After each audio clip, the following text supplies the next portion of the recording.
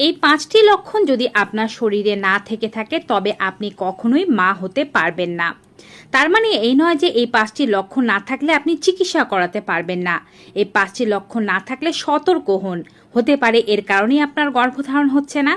তাই অবশ্যই তখন ডক্টরকে দেখিয়ে চিকিৎসা ব্যবস্থা গ্রহণ করে মা হওয়া যেতে পারে।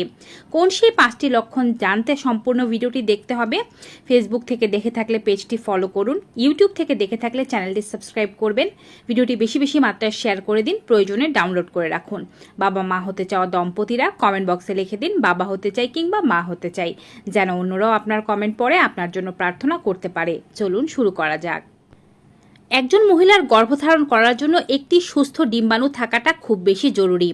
পুরুষদের ক্ষেত্রে অসংখ্য শুক্রাণু থাকে, তার মধ্যে থেকে সুস্থ সবল শুক্রাণুগুলোই কিন্তু নারীর ডিম্বাণুর কাছে পৌঁছে যেতে পারে। কিন্তু নারীর মধ্যে একটি ডিম্বাণু থাকে এবং সেই ডিম্বাণুটি যদি সুস্থ সবল না হয় তবে সেই নারী গর্ভধারণ করতে পারবে না। অনেকের ক্ষেত্রে ডিম্বাণুই হয় না, সেক্ষেত্রে তারা কিভাবেই বা গর্ভবতী হতে পারবেন? আপনার শরীরে ডিম্ব না আসলে গর্ভধারণ করা সম্ভব নয়। আর শরীরে ডিম উৎপাদন না হওয়ার জন্য কিন্তু কিছু লক্ষণ শরীর আপনাকে জানান দিতে থাকে। একজন নারী যদি তার ডিম্বস্ফোটন বা ওভুলেশনের 3 থেকে 5 দিন আগেও সহবাস করে থাকেন, সেক্ষেত্রে পুরুষের এই শুক্রাণুগুলো আপনার রিপ্রোডাক্টিভ সিস্টেমে গিয়ে ওয়েট করতে থাকবে বা অপেক্ষা করতে থাকবে। যখনই আপনার ডিম্বস্ফোটন ঘটবে সেই ডিম্বটিকে পেয়েই শুক্রাণুগুলো ডিম্বকে নিষিক্ত করে দেবে এবং আপনি সেই সাইকেলে মা হতে পারবেন। কিন্তু যদি ডিম্বই না আসে তবে গর্ভধারণও সম্ভব নয়। তাই জেনে নিন আপনার শরীরে ডিম্ব উৎপাদন হচ্ছে নাকি হচ্ছে না।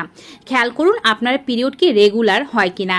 রেগুলার বলতে আপনার পিরিয়ড কি 24 থেকে 35 দিনের মধ্যে ঘুরে ঘুরে আসে কিনা। যদি এমনটা হয় যে প্রায় মাসে আপনার পিরিয়ড অনেক বেশি লেটে হচ্ছে বা খুব বেশি তাড়াতাড়ি হয়ে যাচ্ছে, সেক্ষেত্রে আপনার ওভুলেশন ঠিকভাবে হচ্ছে না। বছরে 2বার পিরিয়ড 7 থেকে 10 দিন পরে হলে বা 7 থেকে 10 দিন আগে হলে সেটিকেও স্বাভাবিক হিসেবে ধরে নেওয়া হবে। কিন্তু 2বারের অধিক সময় ধরে যদি পিরিয়ডের এরকম এলোমেলো ভাব দেখা যায়, তার মানে ওভুলেশন ঠিকভাবে হচ্ছে না। এছাড়াও আপনি দেখতে পারেন আপনার পিরিয়ডের রক্ত কেমন হচ্ছে। পিরিয়ডের সময় যদি অতিরিক্ত রক্ত বের হয় এবং দিনকাল যদি 7 দিনের অতিরিক্ত হয়ে থাকে, সেক্ষেত্রেও এটি ওভুলেশন না হওয়ার একটি লক্ষণ। পিরিয়ডের স্বাভাবিক মাত্রা হচ্ছে 20 ml থেকে 80 ml পর্যন্ত। 20 ml এর কম রক্তস্রাব হলে বা 80 ml এর বেশি রক্তস্রাব হলে রক্তের সাথে অনেক ক্লট বা চাকা গেলে এটিকে স্বাভাবিক ধরা হবে না। এবং এছাড়াও যদি আপনার 2 দিনের কম পিরিয়ড থাকে এবং 7 দিনের অতিরিক্ত পিরিয়ড থাকে, এটিও ওভুলেশন না হওয়ার একটি লক্ষণ। দ্বিতীয় লক্ষণ হচ্ছে স্তনে কোনোরূপ পরিবর্তন না আসা। সাধারণত দেখা যায় একজন মহিলার যখন ওভুলেশন হয় তখন তার ওভুলেশনের পর থেকে স্তন একটু কোমল হতে থাকে, ভারী হতে থাকে, কারো কারো নিপল বা গ্ল্যান্ডগুলোতে অল্প অল্প ব্যথা হতে থাকে। প্রোজেস্টেরন হরমোন এ সময় বাড়ছে, তাই এমনটা হতে পারে। কিন্তু সারা মাসেই যদি আপনি আপনার স্তনে কোনোরূপ পরিবর্তন দেখতে না পান, মাসিকের শুরুর দিন যেমন ছিল মাসিকের শেষ দিনও যদি তেমন থাকে এবং পুরো মাস জুড়েই যদি তেমন থাকে, তার অর্থ হচ্ছে হয়তো আপনার ওভুলেশন হচ্ছে না। সাধারণত ওভুলেশনের সময় থেকে শুরু করে মাসের বাকি দিনগুলোতে স্তন একটু স্ফীত হয়, বড় হয়, হালকা হালকা ব্যথা থাকে। পিরিয়ড হওয়ার সাথে সাথে এই ব্যথা ভালো হয়ে যায়। যাদের ওভুলেশন হয় না তাদের সাধারণত এমন ব্যথা থাকে না। তৃতীয় লক্ষণ হচ্ছে আপনার স্রাব আসা। মাসিকের পরপর নারীর যৌনাঙ্গ বেশ শুষ্ক থাকে এবং 2 থেকে 3 দিন এমন শুষ্কই থাকে। তারপরে মাসিকের চতুর্থ, পঞ্চম, ষষ্ঠ দিন থেকে হালকা হালকা ক্রিমের মতো চটচটে স্রাব আসে। নবম, দশম, 11তম, 12তম দিনে ক্রিমের মতো স্রাব আসে। 13তম দিন থেকে শুরু করে 18তম দিনের মধ্যে যে কোনো সময় ডিমের কাঁচা অংশের মতো একেবারে পিচ্ছিল, খুবই বেশি তরল এক ধরনের স্রাব আসে, যেটিকে সাধারণত বলা হয়ে থাকে ডিম্বস্ফোটনের স্রাব।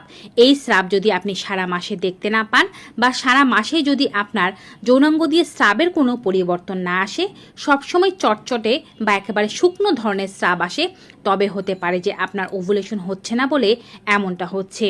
চতুর্থ লক্ষণ হচ্ছে বডি টেম্পারেচার হালকা বেড়ে যাওয়া বা শরীর একটু গরম গরম অনুভব হওয়া।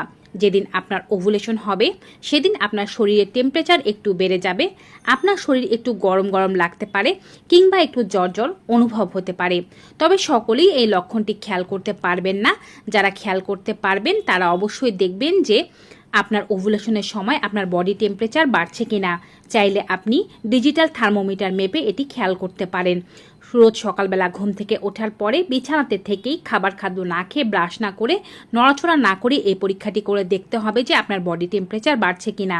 যদি না বাড়ে এটি একটি খারাপ লক্ষণ। ওভুলেশন না হওয়ার সর্বশেষ লক্ষণ হচ্ছে মাসের মাঝামাঝি সময় যৌন ইচ্ছা বৃদ্ধি না পাওয়া। যখন আপনার ওভুলেশন হয় ঠিক সেই সময় প্রাকৃতিকভাবেই নারী পুরুষ মিলিত হতে চায় এবং নারীদের যৌন স্পৃহা তখন একটু হলেও বৃদ্ধি পায়। যদি সারা মাসের কোনো সময় আপনি আপনার যৌন স্পৃহায় কোনো রকম পরিবর্তন না দেখেন তবে হতে পারে হয়তো আপনার ওভুলেশন হচ্ছে না। এই সমস্যাগুলো থাকলে ডক্টর দেখিয়ে টেস্ট করিয়ে বুঝে নিতে হবে বা ওভুলেশন টেস্ট কিটের মাধ্যমে বুঝে নিতে হবে ওভুলেশন হচ্ছে নাকি হচ্ছে না। ভিউয়ার্স, ভিডিওটি কেমন লাগলো কমেন্ট বক্সে জানাতে ভুলবেন না। বেশি বেশি মাত্রায় সকলের সাথে শেয়ার করে দিন। আজকের মতো এখানেই বিদায় নিচ্ছি। Good bye and take care.